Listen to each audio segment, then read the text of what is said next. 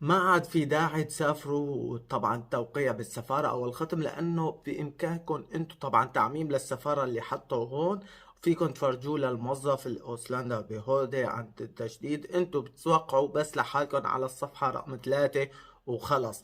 أي جواز صادر بعد 2024 1/1 انتوا بتوقعوا عليه. طبعا صادر خارج السفارة. داخل السفارة ما بده لا توقيع ولا ختم، لأنه هو طالع من السفارة. فهذا التعميم اللي راح تشوف. طبعا فيكم تاخذوا صورة للشاشة وتفرجوها للموظف، اللي هو التعميم. جوازات السفر الصادرة عن السفارة برلين لا تحتاج توقيع وختم السفارة عليه، وهذا الشيء بالتأكيد يعني شيء صادر من السفارة ما بده. وجوازات السفر الصادرة بعد 1/1/2021 لا تحتاج ختم السفارة، لأنه هي بالأصل جوازات إلكترونية ومرقمنة، مثل ما شرحنا بفيديو سابق، وأنه بإمكانهم الوصول إلى الداتا تبع أو البيانات عن طريق الكمبيوتر والتأكد والتفحص والتمعن وإلى آخره. طبعا لا تحتاج ختم السفارة، ويكفي توقيع صاحب الجواز على الصفحة رقم 3.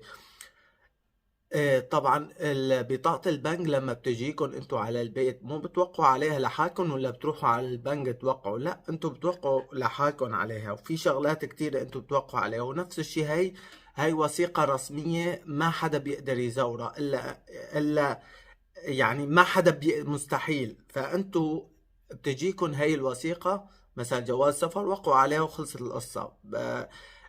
واجهتكم اي مشكلة راح تصوروا الشاشة هون سكرين شوت وراح تاخذوها وتفرجوها. طبعا هذا الشيء اللي انا عم بنشره من لوحة اعلانات السفارة السورية في برلين. يعني كل شيء من مصدر، يعني من مصدره. ما في شيء انه واحد عم بيحكي من عنده او شيء. هذا الشيء راح يصير هلا شوية بلبلة، انه لا وقع ما توقع. فرجوهم هذا التعميم، هن خلص. لانه هذا الشيء في ناس عم تروح على السفارة وعم توصل برلين وقصص وما عم بوقعوا لهم كل شيء. جواز صادر، طبعا جوازات صادرة 1/1/2021 خلص التوقيع. ما عاد طبعا توقيع انتم بتوقعوا على الرقم 3، بس ما عاد في ختم، لانه هو الجواز هو مصدق. هذا جواز الكتروني، يعني ما بده يعني كيف ما انتوا يعني خلصت القصة. جواز الكتروني مرقمن وبامكانه التحقق منه. طبعا صلوا على النبي عليه افضل الصلاة والسلام. اللهم صل وسلم على نبينا محمد وعلى اله وصحبه وسلم. اسمي علاء خلف، اعلامي مستشار قانوني في المانيا، بلوجر رحال. بتمنى انكم تنشروا هذا الفيديو الدال على الخير كفاعله. وانا راح احط لكم اياها. فيكم تجوا على الانستغرام، بعطيكم الصورة اللي هي طلعت هون التعميم تبع السفارة.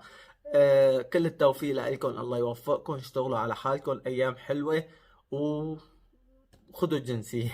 السلام.